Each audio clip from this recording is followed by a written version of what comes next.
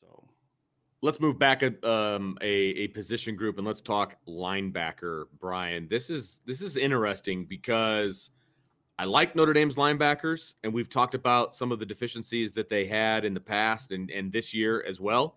But they've got some pretty massive reinforcements coming in with this recruiting class. But the question is for 22, what does that mean for 22, right? I mean, Drew White is obviously leaving, so you've got a hole there. You've got Bo Bauer coming back, and then you've got guys coming back from injury and things of that nature. So linebacker, what are your initial thoughts on linebacker? This is a really strange position for me. Exactly. Because no team in college football in the last 10 years has produced 3 Butkus Award winners except for Notre Dame. And when you look at it,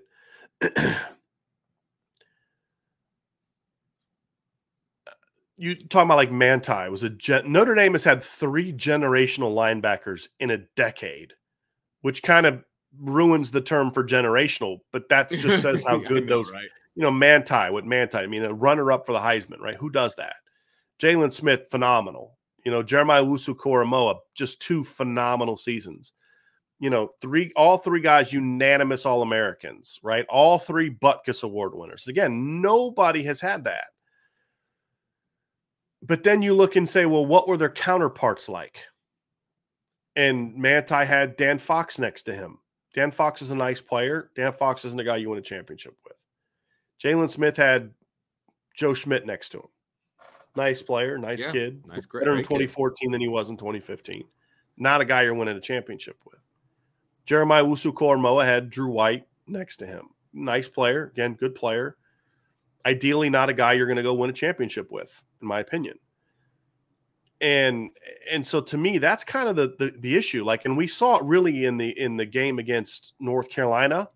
We saw them exposed a little bit at linebacker, and we saw it again against Oklahoma State. Oh, yeah. Definitely. Now, part of it is you lost Maris Liufau, but we don't know what Maris Liufau would have been. Because he looked great in the fall, but you know, who knows how that translates to the actual season, right? Right. And people say, well, you know, guys were slow. No, the current linebackers aren't slow. Please get that out of your minds, okay? The current linebackers are not slow. The current linebackers are short and not long. That's the problem. Mm-hmm. They were always where they needed to be. They just couldn't make the play once they got there. Notre Dame was not dynamic enough at linebacker, in my opinion. And I think that in today's era, the 2 position where Notre Dame has to the 2 positions that give you the best chance to stack up against what we're seeing with the RPOs and the spread offenses and the teams that can run and throw the way that the elite teams do for the most part. Linebackers 1. You have to have linebackers that can play in the slot, can play in the box, can blitz, can do everything, that can be playmakers.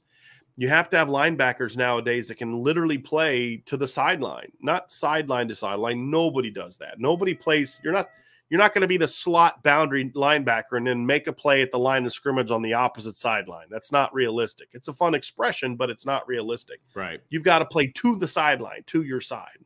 You've got to have big time speed, you know, and playmaking ability.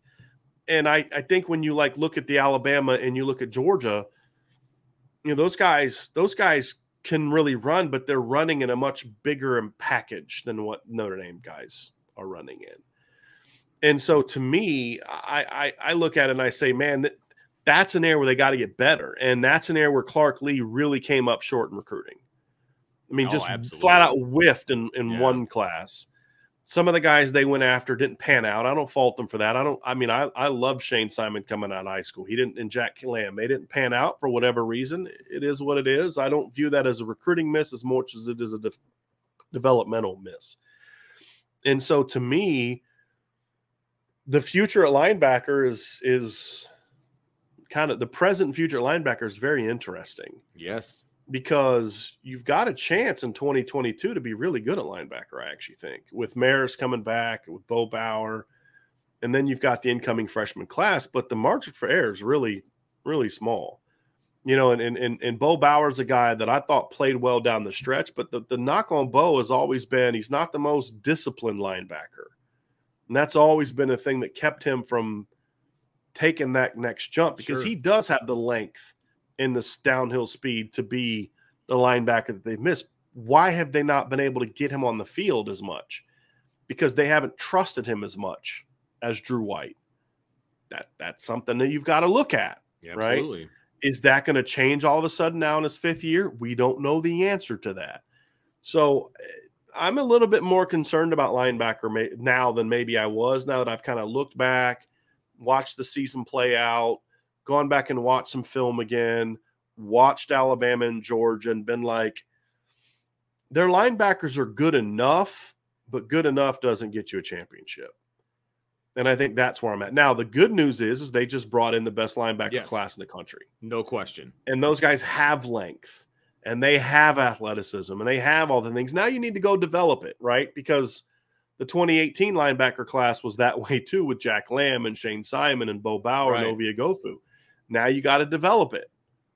And that's the key. I mean, obviously that's the key. And it's for 2022, it's how ready are those guys going to be? How counted on are those guys going to be? I think those are legit questions right now, because the upside of those 4 guys is obviously really, really high.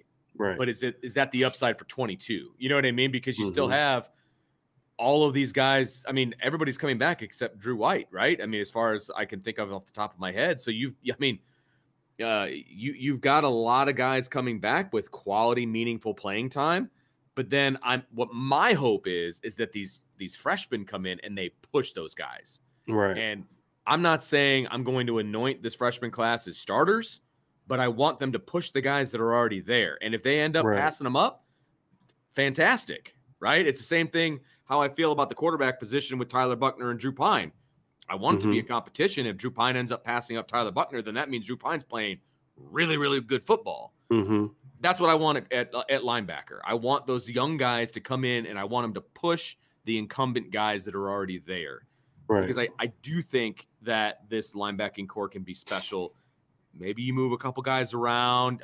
People are saying Jordan Botelho, move him on to the inside. And now something I wanted to bring up too, Vince, is there's a lot of good ideas over here. And I mean, because I wouldn't have thought that Jordan Botelho could play rover.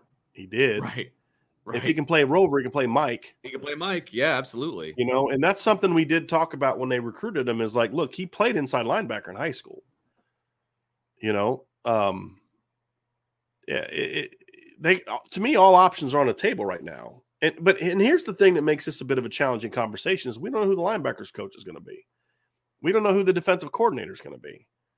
Are they going to try to stick with the system they've been running? Are they going to bring in someone that's going to bring in a new system? Like, you know, that's something, Vince, that I look at and I say, boy, I have a really hard time kind of determining just what direction they're going to be because of that.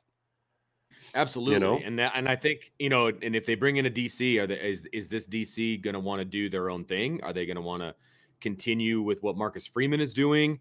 You know, I think that's the biggest question mark from a coaching standpoint is, you know, you bring in that leader of the defense. Are they going to continue on with what made Marcus Freeman successful? Or are they going to bring in their own kind of, you know, ideas? Of course they're going to bring in their own ideas, but from a scheme standpoint, I mean, they've recruited to Marcus Freeman's defense. So are you starting over again? You know what I mean? I mean, there's a lot of questions. Now, I don't think Marcus Freeman is going to bring somebody in that's going to change things completely. I don't see that being the case, but we don't know. We don't know who that guy's going to be. So that's a big question mark right now. And, you know, assuming that guy is also going to be the linebackers coach, again, that's an assumption on my part, but he's getting this linebacker room for the first time. Maybe he sees where some of these guys fit in differently than Marcus Freeman did, right? I mean, again, there's so many question marks here when it comes to the linebacking core. I just want competition, Brian. I want these guys to compete at a high level during the spring and during fall camp so that whoever they put on the field has earned that spot and is going to play at a high level. Right. I mean, at the same time, though, you need the talent to be able to get that, you know, and competition is great, but you got to have talent. You got to figure out where is all that going to fit. And so, I mean, that's the thing I don't know is I mean, are they gonna leave Jordan Battel at Rover because they have depth needs at Rover? Are they gonna move him to Mike and let him compete there? I don't know the answer to that. Sure. And there's a lot of uncertainties. I mean, I do believe that from what I was told by somebody at Notre Dame last year that before he got hurt, Maris Luafau was their best linebacker. Yeah. Now, is he going to come back? I mean, he had a foot injury. Is he going to be able to come back from that? We don't know the answer to that. We don't know if he's going to be able to do that. You know, can he do that on Saturdays? I mean, it's great to do it on Monday, Tuesday, Wednesday, Thursday, and Friday, but can he do it on Saturday? There's just a lot of unknowns. There's a lot of unknowns. You know, what kind of jump does Jack Kaiser make in his second year in the starting lineup? You know, there's a lot of question marks, but the reality is linebacker play this season, when the defense struggled, linebacker play was often, there was two positions. One of them as linebacker was at the heart of those problems.